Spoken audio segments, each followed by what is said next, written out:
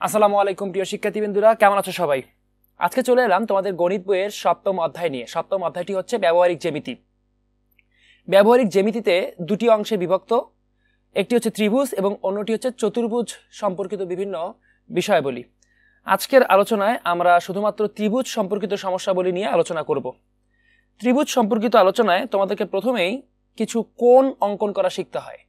কোণ অঙ্কন করার ক্ষেত্রে চাঁদা ব্যবহার করে আমরা যে কোনো ডিগ্রি কোণ খুব সহজে অঙ্কন করতে পারি। তবে পরীক্ষায় তোমাদেরকে চাঁদা ব্যবহার না করে পেন্সিল কম্পাস ব্যবহার করে, এই পেন্সিল কম্পাস ব্যবহার করে কোণ আঁকতে বলা হয়, যেটা কিছু কিছু কোণ খুব সহজেই করতে পারি আমরা, এবং কিছু কিছু কোণ একটু কঠিন হয়ে যায় আমাদের জন্য আর্ট করা। তো চলো আমরা আজকে পেন্সিল কম্পাস ব্যবহার করে কোণ আঁকা শিখব। প্রথমে আমরা অঙ্কন করব 60 ডিগ্রি কোণ। 60 ডিগ্রি কোণ অঙ্কনের ক্ষেত্রে আমাদেরকে যেটি করতে হবে সেটি হচ্ছে যে কোনো মাপে এক পাক ঘুরিয়ে কাটলে 60 ডিগ্রি কোণ হয়। দেখো আমি আগে থেকে লিখে রেখেছি, তো এটি আমি এখন তোমাদেরকে করে দেখাচ্ছি। প্রথমে আমরা একটি ভূমি অঙ্কন করব, যে কোনো মাপ নেব। এখানে যত আমাদের মাপ উল্লেখ করা নেই, আমরা যে কোনো মাপ নিলাম এবং আমরা পেন্সিল কম্পাসের যে কোনো একটি মাপ নেব। আমরা এইটুকু নিতে পারি, এইটুকু নিতে পারি, এইটুকু নিতে পারি, ইচ্ছা।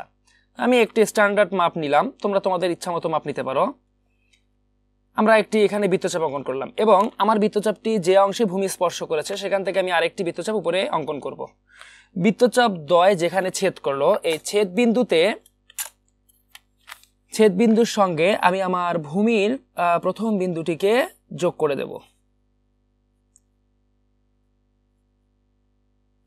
এক্ষেত্রে আমি যে কোণটি পেলাম সেই কোণটিকে আমরা বলবো হচ্ছে 60 ডিগ্রি কোণ। আশা করি তোমরা 60 ডিগ্রি কোণ কিভাবে অঙ্কন করতে হয় এটি শিখে ফেলেছো। এবারে আমরা অঙ্কন করব 30 ডিগ্রি কোণ।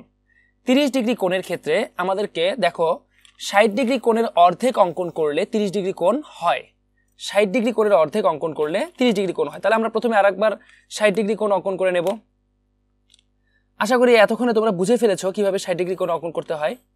যে কোনো একটি মাপ নিলাম, আমার পেন্সিল কম্পাসের যে কোনো একটি অংশ, আমি যে কোনো একটি মাপ ধরে এখানে একটি বৃত্তচাপ অঙ্কন করলাম এবং এই বৃত্তচাপকে কেন্দ্র করে আমি এখানে আরো একটি বৃত্তচাপ অঙ্কন করলাম। তাহলে এখানে আমি যা পেলাম এটি হবে আমার হচ্ছে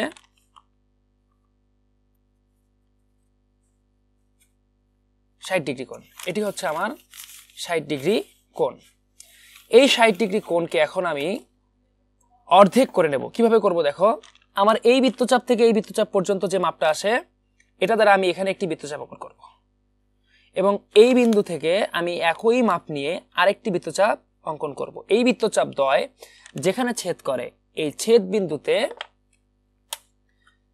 বিন্দু থেকে আমার কোণের বিন্দুটাকে আমি সংযুক্ত করে দেব, একটি রেখা দ্বারা যোগ করে দেব। তাহলে আমি যে কোণটি পেলাম এটিকে আমরা বলবো 30 ডিগ্রি কোণ।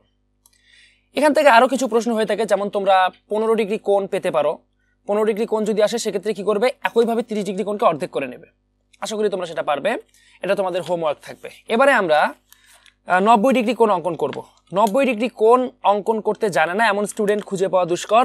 আশা করি তোমরাও প্রত্যেকে পারো, আমি তবুও একবার সবার জন্য আর্ট করে দেখিয়ে দিচ্ছি। আমরা লম্ব অঙ্কন করব, যে কোনো মাপে একটি লম্ব অঙ্কন করলেই 90 ডিগ্রি কোণ পাওয়া যায়। লম্ব অঙ্কনের ক্ষেত্রে আমরা প্রথমে এখানে একটি ভূমি অঙ্কন করে নিলাম এবং আমরা একটু বড় করে নিই, তাহলে তোমাদের জন্য বুঝতে সুবিধা হবে। তবে এটা কোনো স্ট্যান্ডার্ড মাপ নেই যে এই মাপেই করতে হবে, এত সেন্টিমিটারে করতে হবে, তোমরা তোমাদের ইচ্ছা মতো করতে পারো। তবে হ্যাঁ, আমি দেখো পেন্সিল কম্পাসের কিন্তু কোনো অবস্থান পরিবর্তন করিনি। পেন্সিল কম্পাস যতটুকু ছিল গ্যাপ ঠিক ততটুকুই রেখেছি। এখানে আমি যেটি করব, এখানে একটি বৃত্তচাপ অঙ্কন করব। এই বৃত্তচাপ থেকে নিয়ে আমি এখানে একটি বৃত্তচাপ অঙ্কন করব, ওপরে একটি বৃত্তচাপ অঙ্কন করব। আমার বাম বৃত্তচাপ দ্বয় যেখানে ছেদ করেছিল সেখান থেকে নিয়ে আমি আরো একটি বৃত্তচাপ অঙ্কন করলাম। তাহলে এই দুটো বৃত্তচাপ দ্বয় যেখানে যুক্ত হয় আমি সেখানে যেখানে ছেদ করে সেই ছেদ বিন্দুকে আমার নিচের ভূমির বিন্দুর সঙ্গে যোগ করে দেব। তাহলে যেটি আমরা পেলাম এটি হচ্ছে 90 ডিগ্রি কোণ। আশা করি তোমরা 90 ডিগ্রি কোণ অঙ্কন করা শিখে ফেলেছো। এবারে আসো আমরা 45 ডিগ্রি কোণ অঙ্কন করব। 45 ডিগ্রি কোণ কিভাবে অঙ্কন করতে হয়, 90 ডিগ্রিকে অর্ধেক করলে 45 ডিগ্রি কোণ হয়। 90 ডিগ্রিকে অঙ্কন করলে 45 ডিগ্রি কোণ হয়। তাহলে আমরা 90 ডিগ্রি কোণ অঙ্কন করি। প্রথমে কিভাবে অঙ্কন করব দেখি, তোমাদের মনে আছে কিনা। আশা করি তোমরা নিজেরাই 90 ডিগ্রি কোণ এখন অঙ্কন করতে পারবে। একটি ভূমি নিলাম, ভূমির প্রথম বিন্দুতে আমরা একটি বৃত্তচাপ অঙ্কন করব। এই বৃত্তচাপ দ্বয় যেখানে ভূমিতে যুক্ত হয়েছিল সেখানে আরেকটি বৃত্তচাপ অঙ্কন করব। বৃত্তচাপ যেখানে ছেদ করে সেখান থেকে বাম পাশে আরেকটি বৃত্তচাপ অঙ্কন করব এবং ওপরে একটি বৃত্তচাপ অঙ্কন করব। প্রত্যেকটাই কিন্তু একই মাপ নিয়ে করা হয়েছিল। এবং আমি এখানে আরেকটি বৃত্তচাপ অঙ্কন করলাম। তোমরা দেখতে পাচ্ছ বৃত্তচাপ দ্বয় যেখানে ছেদ করে সেটাকে আমি যোগ করে দেব। তাহলে এখন আমি যেটি পেলাম সেটি হচ্ছে আমার 90 ডিগ্রি। এখন এই 90 ডিগ্রিকে আমার অর্ধেক করতে হবে। কিভাবে করব দেখো, 90 ডিগ্রিকে আমার অর্ধেক করতে হবে। এই যে আমি মাপ নিলাম, এই মাপ নিয়ে এখানে একটি বৃত্তচাপ অঙ্কন করব এবং এই বিন্দু থেকে আরেকটি বৃত্তচাপ অঙ্কন করব। বৃত্তচাপ দ্বয় যেখানে ছেদ করে সেখানে একটি আমি ফুটো করে নেব। এই ফুটো করার একটা মজার ব্যাপার আছে। আসলে এটা অনেকেই করে না, আমি ব্যক্তিগতভাবে করি, কারণ আমার মনে হয় যে আমি যদি একটু ফুটো করে নেই তাহলে আমার পেন্সিলটা ঠিক জায়গায় পড়ছে কিনা এটা আমি উপলব্ধি করতে পারি, যেটা একটি প্লেন সারফেসে উপলব্ধি করাটা একটু কষ্টকর। তো দেখো যে কোণটি আমরা পেলাম এটি হচ্ছে আমাদের 45 ডিগ্রি কোণ।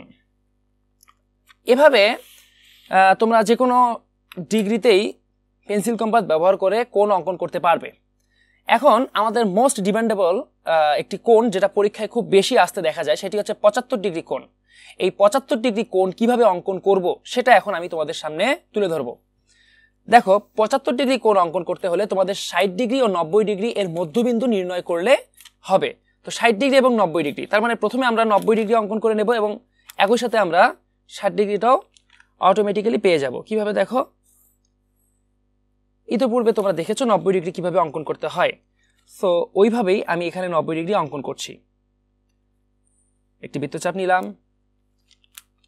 সেই মাপে আমি এখানে আরেকটি বৃত্তচাপ কেটে নিলাম। এই ছেদ বিন্দুতে আমি এখানে একটি বৃত্তচাপ আঁকবো এবং এখানে একটি বৃত্তচাপ আঁকবো এবং এই বৃত্তচাপটি এখান থেকে একটি বৃত্তচাপে এইটা আমার কি হবে, ছেদ করলো। তাহলে ছেদ বিন্দু দ্বয় আমি এখানে যোগ করে দিচ্ছি। Sorry, okay fine. এবং এখান থেকে আমি আমার 60 ডিগ্রিটি পেয়ে যাচ্ছি। তাহলে এইটুকু অংশ হচ্ছে আমার 60 ডিগ্রি এবং এই পুরোটা হচ্ছে আমার 90 ডিগ্রি। এবার বলো 60 থেকে 90 এর মাঝামাঝি যে সংখ্যাটা সেটি কত? 60 থেকে 90 এর মাঝামাঝি সংখ্যাটি হচ্ছে 75 ডিগ্রি আমরা পাবো। 60 ডিগ্রি এবং 90 ডিগ্রির মাঝখান, এই যে আমি এখন পেন্সিল কম্পাস বসিয়ে রেখেছি, এর মাঝ বরাবর একটি কোণ যাবে এবং সেটি হবে আমাদের 75 ডিগ্রি কোণ। তোমরা দেখতে পাচ্ছ আমি কিভাবে মাপটি নিলাম, আবারও দেখাচ্ছি, নিশ্চয়ই বুঝতে পেরেছ। এবং এই বিন্দু থেকে আমি আরেকটি এখানে বৃত্তচাপ অঙ্কন করব। এই বৃত্তচাপ দ্বয় যেখানে যুক্ত হয় সেটা হচ্ছে আমাদের 75 ডিগ্রি কোণ। সবাইকে বুঝতে পেরেছি? Thank you very much. তাহলে এই যে সম্পূর্ণ অংশটুকু এটা হচ্ছে আমার 75 ডিগ্রি কোণ। 120 ডিগ্রি কোণ, এইটা আসলে সবারই পারা উচিত। 120 ডিগ্রি কিভাবে করতে হয় দেখো, 60 এর দ্বিগুণ, তাই না? 60 কত হয়? 120 ডিগ্রি, 60 এর দ্বিগুণ। তাহলে প্রথমে আমরা 60 ডিগ্রি কোণ অঙ্কন করব। একদম প্রথমে 1 নম্বরে আমরা অঙ্কন করেছিলাম 60 ডিগ্রি কোণ। তাহলে 60 ডিগ্রি কোণের জন্য কিভাবে করতে পারি, এখানে একটি বৃত্তচাপ অঙ্কন করব। এই জায়গাটায় যদি আমরা একটি কোণ অঙ্কন করি সেটি হবে আমার 60 ডিগ্রি কোণ। এখান থেকে যে আমরা 90 ডিগ্রির জন্য একটি অঙ্কন করেছিলাম এটা হচ্ছে আমার 120 ডিগ্রি কোণ। তাহলে এখন যদি আমি এখান থেকে এখানে যোগ করে দেই যদি এই বিন্দু দুটি, তাহলে যে কোণটি পাবো এই যে পুরো অংশটু এটা হচ্ছে আমার 120 ডিগ্রি কোণ। আশা করি তোমরা বুঝতে পেরেছো কিভাবে আমরা 120 ডিগ্রি কোণ অঙ্কন করব। তো আমি তোমাদের সঙ্গে 60টি কোণ অঙ্কন করে দেখালাম, তবে তোমাদের পরীক্ষার জন্য আরো কিছু কোণ অঙ্কন করতে হয়, এগুলো তোমাদের HW দেয়া থাকবে। যদি তোমরা এটি অঙ্কন করতে যে সমস্যায় পড়ো তাহলে তোমরা আমাকে জানাবে, আমি সেটি নিয়ে আলাদা একটি ভিডিও তৈরি করবো ইনশাল্লাহ। সেটি হচ্ছে তোমরা 15 ডিগ্রি কোণ অঙ্কন করবে, 7.5 ডিগ্রি কোণ অঙ্কন করবে, তোমরা 150 ডিগ্রি কোণ অঙ্কন করবে, তোমরা 180 ডিগ্রি কোণ অঙ্কন করবে। এই চারটা তোমাদের বাড়ির কাজ দেয়া থাকবে। আশা করি তোমরা এটা পারবে। তো চলো এখন আমরা আমাদের পাঠ্য বই থেকে আমাদের পাঠ্য বই থেকে এখন সম্পাদ্য এবং এই রিলেটেড আরো যে কাজগুলো রয়েছে সেগুলো। ঠিক আছে, তো এবারে আমি তোমাদের সামনে নিয়ে আসলাম তোমাদের সম্পাদ্য 1। সম্পাদ্য 1 প্রশ্নটি বলেছে ত্রিভুজের ভূমি সংলগ্ন একটি কোণ ও অপর দুইটি বাহুর সমষ্টি দেয়া আছে, ত্রিভুজটি আঁকতে হবে। এটি আমরা কিভাবে অঙ্কন করব? আমি বেসিক্যালি তোমাদের এই ক্লাসগুলোতে শুধুমাত্র অঙ্কনটি দেখাবো, ব্যাখ্যা বিবরণ প্রমাণ তোমরা বই থেকে মুখস্থ করে নিতে পারবে। তবে যদি তোমরা সেটি করতে সমস্যায় বোধ করো, অর্থাৎ তোমরা বুঝছো না, এমনটা যদি হয়, তাহলে অবশ্যই তোমরা আমাকে সেটা কমেন্টে জানাবে, আমি সেটা নিয়ে আলাদা একটি ক্লাস তৈরি করবো ইনশাল্লাহ। তো প্রথমে আমরা যে কোনো রশ্মি বিই নিলাম, যে কোনো রশ্মি বিই নেই। এর পূর্বে আমাদের যেটি করতে হবে, আমি একটু ভুলে গেলাম কথা চলে, সেটি হচ্ছে আমাদের রেখা ধরে নিতে হবে। এটা হচ্ছে আমাদের এ বিন্দু, এ রশ্মি, এটি হচ্ছে ত্রিভুজের ভূমি এবং ভূমি সংলগ্ন একটি কোণ। আমরা কোণটা এখানে নিচ্ছি, কোণটাকে আমরা নিচ্ছি হচ্ছে এক্স কোণ। কোণটা অবশ্যই আমরা 90 ডিগ্রির চেয়ে ছোট নেব, যেহেতু আমাদের কোণের মাপ এখানে বলা নাই, এজন্য আমরা আমাদের ইচ্ছা মতো নিচ্ছি। তবে অবশ্যই তোমাদের পরীক্ষায় কোণের মাপ বলা থাকবে, বুঝতে পেরেছি? এটা আমরা এক্স কোণ দিলাম এবং অপর দুইটি বাহুর সমষ্টি দেওয়া আছে। অপর দুটি বাহুর সমষ্টি আমি এখানে এস ধরে নিচ্ছি। দুটি বাহুর সমষ্টি কি ধরে নিলাম? এস। তাহলে যে কোনো রশ্মি বিই নিলাম, বিই থেকে, আচ্ছা আমি এক্স কোণটাকে একটু উল্লেখ করে দিই, হ্যাঁ এটা হচ্ছে আমাদের এক্স কোণ। বিই থেকে এ বাহুর সমান করে, বিই থেকে এ বাহুর সমান করে, এই যে দেখতে পাচ্ছি এ বাহু, এই এ বাহুর সমান করে বি বিন্দু থেকে বিই তে একটি রেখাংশ কেটে নেই, যেটির নাম দেব আমরা হচ্ছে সি, এবং এটি হচ্ছে আমাদের এ বাহু। বি এর ওপরে, এই বি এর ওপরে আমরা এক্স কোণটা অঙ্কন করব।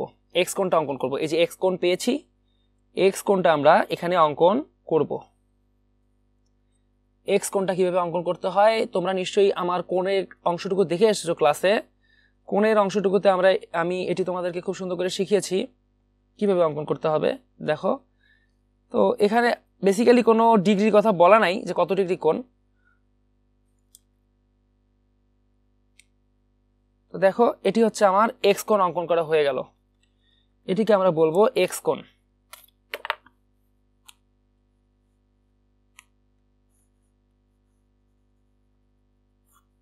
এটার নাম দেব আমরা এফ। এখন এই বিএফ বাহুতে আমরা এস এর সমান করে একটি বৃত্তচাপ কেটে নেব।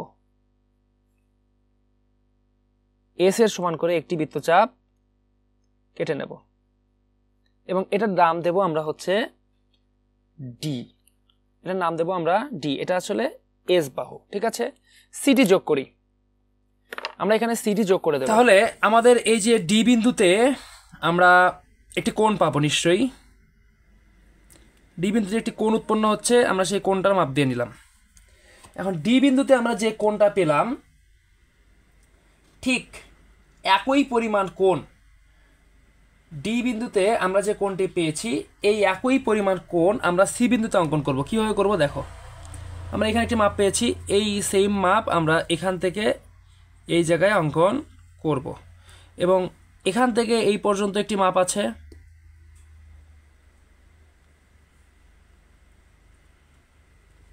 এই যে মাপটা আমরা এখানে পাচ্ছি, দেখতে পাচ্ছ নিশ্চয়ই। এইটা আমরা এখান থেকে, দেখো ভুল করেও কিন্তু এখান থেকে দেওয়া যাবে না, তাহলে কিন্তু ভুল হবে। তোমাকে দিতে হবে এই ডিসি বাহুর ওপরে। এখান থেকে যদি দেই তাহলে আমরা যেটা পাবো সেটি হচ্ছে, এখন এইটুকু আমরা যোগ করে দেব, এই সি থেকে এটা আমরা যোগ করে দেব এবং এই যে বাহুটা, এটা আমাদের নিশ্চয়ই একটু সামনে বেরিয়ে যাবে। এটার নাম দেব আমরা হচ্ছে জি। এই সংযোগ বিন্দুটার নাম দেব হচ্ছে এ। তাহলে এই এ বি সি হচ্ছে তোমার নির্ণয়ে আমাদের হচ্ছে কি সম্পাদ্য, এবং আমাদের যে ত্রিভুজটা চেয়েছে, এই যে বলেছে ত্রিভুজটি আঁকতে হবে, এটি হচ্ছে সেই উদ্দিষ্ট ত্রিভুজ। তো সবাইকে ধন্যবাদ, আজকে এ পর্যন্তই। আগামী ক্লাসে আমরা তোমাদের এই যে প্রথম অনুশীলনী 7.1-এর আরও যে কয়েকটি সম্পাদ্য আছে, যেমন সম্পাদ্য 2, 3 এবং উদাহরণ 1 এবং 2, এগুলো নিয়ে আলোচনা করব এবং সেই সঙ্গে আমরা 7.1-এর যে অনুশীলনীর কিছু প্রশ্ন রয়েছে সেগুলোকে সমাধান করবো ইনশাল্লাহ। সেই পর্যন্ত সবাই ভালো থাকো, গণিতের সাথেই থাকো এবং রিড অ্যান্ড টিচের সাথেই থাকো। রিড অ্যান্ড টিচে তোমাদের সমস্যাগুলো তুলে ধরো, আমরা সেগুলো নিয়ে তোমাদের সামনে চলে আসবো ইনশাল্লাহ। সেই পর্যন্ত সবাই ভালো থাকো, সুস্থ থাকো, সবাইকে ধন্যবাদ। আসসালামু আলাইকুম।